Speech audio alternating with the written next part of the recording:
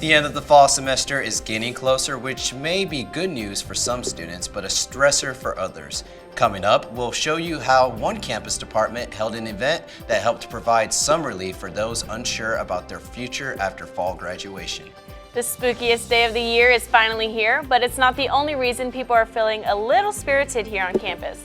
Find out how several campus groups are gearing up for a different supernatural holiday from the south of the border, next. And another year of baseball officially came to close last night in Houston, but did the home team win? We'll have the details on the World Series Game 7 in sports. This is the MCTV Weekday Update. Welcome to the Thursday edition of the MCTV Weekday Update. I'm Bryant Torres. And I'm Angelina Galvan. Today marks the last day of October, and that means we're only 6 weeks out from the end of the semester. That's right, Angelina, and with the end of the fall right around the corner, many seniors are getting ready to graduate and head on to their future careers. But for those who may not have a job lined up just yet, one campus group hosted a last chance event for students looking for employment. The University Career Center hosted the fall edition of the nonprofit job fair yesterday in the sub ballroom. Starting at 2 p.m., students could meet up with representatives from various organizations in the South Plains area. More than a dozen nonprofits showed up during Wednesday's fair to discuss options for involvement with those in attendance. We do have internships. There's some full-time and part-time positions available for students.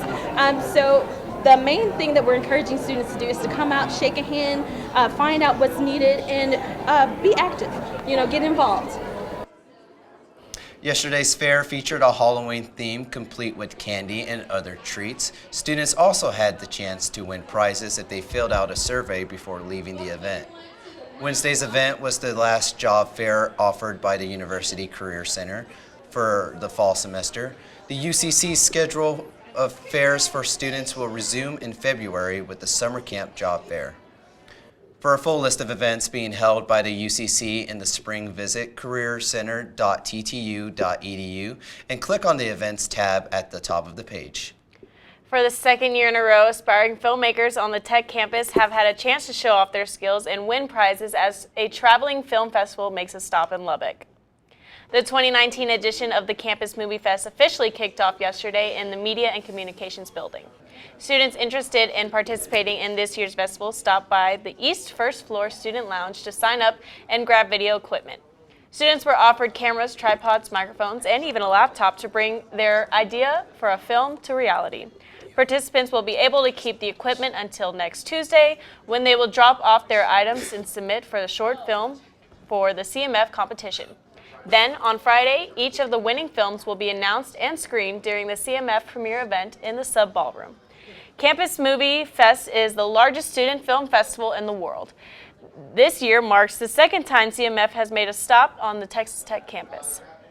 If you would like more information on CMF and a schedule of this year's events, visit campusmoviefest.com/TTU. Today marks the spookiest day on the calendar as Halloween is celebrated around the nation. But another holiday celebrated south of the border is also being observed right here on the Tech campus. Dia de los Muertos, or the Day of the Dead, is celebrated each year in Latin America on November 1st and the 2nd. To commemorate the holiday, the Texas Tech Library is currently hosting an ofrenda in the Coslin Room, which is located just inside the entrance across from the sub. The ofrenda, or altar, was opened on October 16th, and since then, members of the tech community have dropped off photos and mementos to remember loved ones who have passed away. The ofrenda is a traditional part of the Day of the Dead celebrations, and it's combined with prayer to help guide loved ones in their spiritual journey after death. The library's interactive ofrenda will remain on display through next Tuesday, and it's open to the public. The TTU Library is not the only campus department celebrating the Day of the Dead. The School of Art also devoted one of its galleries to the supernatural holiday. Honoring Chicanx artists, a community ofrenda installation is currently on display in the Art Building's Folio Gallery.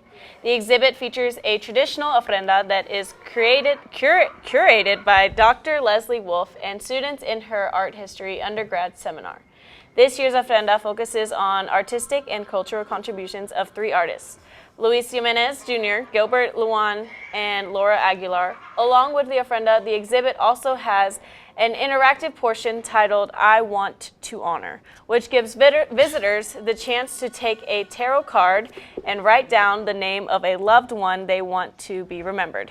The cards are then taped to the wall and will stay up through the run of the exhibit.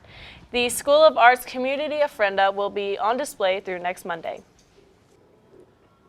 Students heading to class before 10 a.m. today may have had to dig out some winter clothing after another cold front dropped temperatures overnight. That's true, Brian, but how cold did it actually get? And can we expect more freezing mornings as we head into November? MCTV's Madison Hartin joins us in studio with a look at what's ahead in the forecast. Madison? Thanks, guys. Well, welcome to a very spooky edition of MCTV Weather. I'm sorry, I feel just a little bit ridiculous wearing this hat. I'm just going to take this off. Much more professional. Now on to the weather. Looking over Urbanoski Park right now, we can see that all the cloud cover that we were experiencing yesterday has moved out of the area, and that is in thanks to that cold front we experienced last night. Speaking of that cold front, Lubbock, Texas actually broke a record for October, not just for Halloween, October in general, the coolest temperature we have ever experienced in this month. 16 degrees Fahrenheit at 7:53 a.m. this morning. It was chilly outside, to say the least, and we're making history here.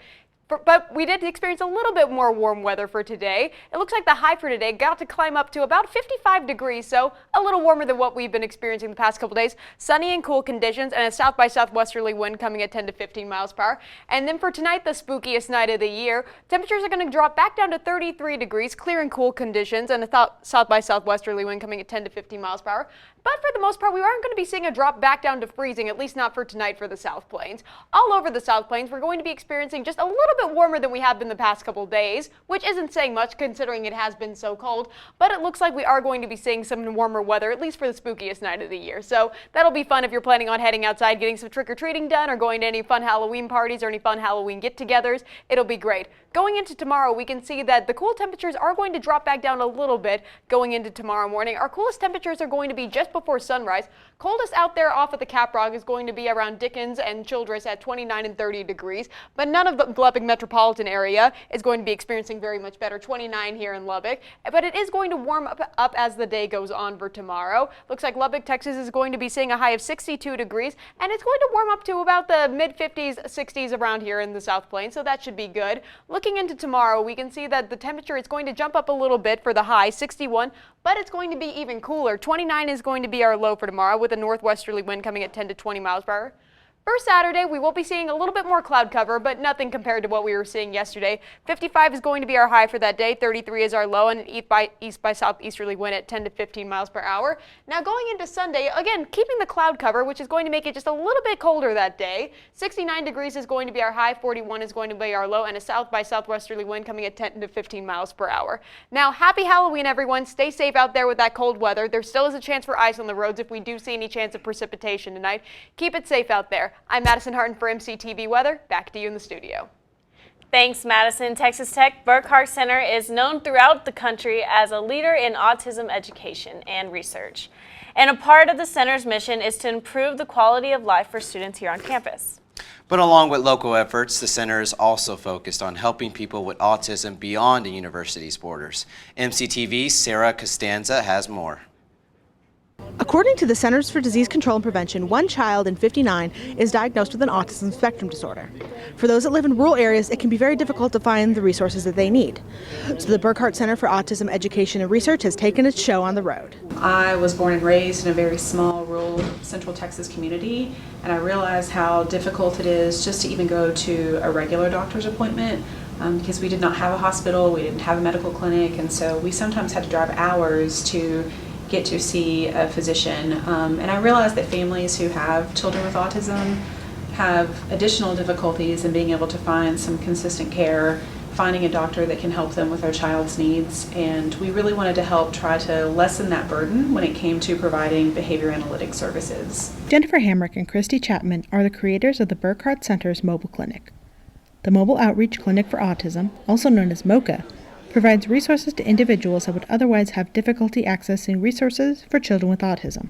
So we go out and meet the families where they are, and then after that we actually do follow-up visits via telehealth to figure out what it is exactly that we can do to be most beneficial. Since March, the clinic has received positive feedback from the families that have used its services. We've seen some phenomenal results. We have families that we've worked with that prior to working with us hadn't seen a lot of progress with their children. We've got some students who are as young as 5 and 7 who had very limited language skills, and we've already seen huge increases in their ability to be able to communicate with their families.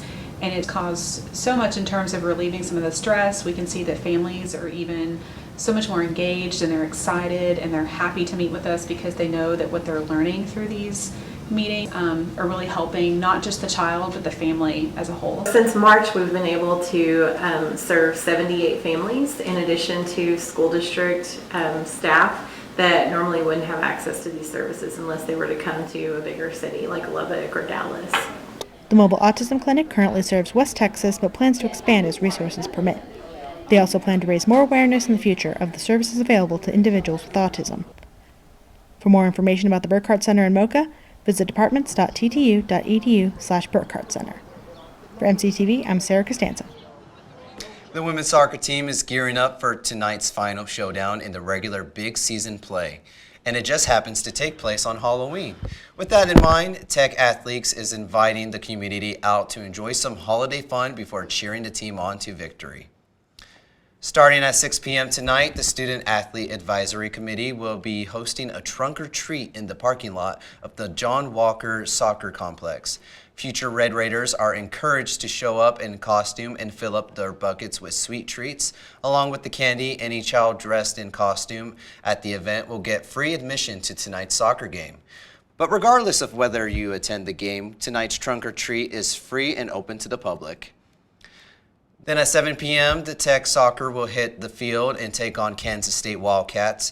Texas Tech is currently still sitting in second place in the Big 12, 2 points behind Oklahoma State. Oklahoma State is also scheduled to play tonight against Baylor in Stillwater. If the Red Raiders win and the Cowboys either lose or tie, Tech will win the regular season Big 12 championship. Tickets are still available for tonight's game, but if you can't make it to the Walker, you can also catch all the action of Fox Sports Southwest. The Texas Tech volleyball team has had a rough run in conference play since meeting up with the then #1 ranked Baylor Bears in Waco. But last night, the team hoped to get back in the win column as they took on the #1 team in the nation here at home.